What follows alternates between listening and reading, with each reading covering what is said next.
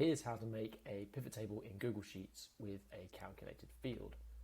So I've got my player win-loss data here in a basic table. I'm going to insert a pivot table with that data into a new sheet. I'm going to grab player and put that in rows and wins and losses into values. Now for my first calculated field, I'm going to hit add next to values and then have calculated field. And I'm going to type equals sum wins plus sum losses. And the wins and losses have to be typed exactly as they are in the column headers for it to find them. I'm going to hit enter, and there we go. You can see it's done it. I'm going to give it a name and say total games.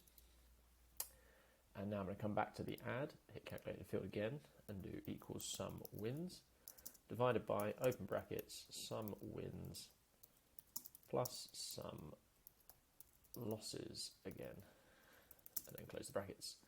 And that will calculate win percentage, and I can drag down there and format that as a percentage as well, and give it a name, win rate.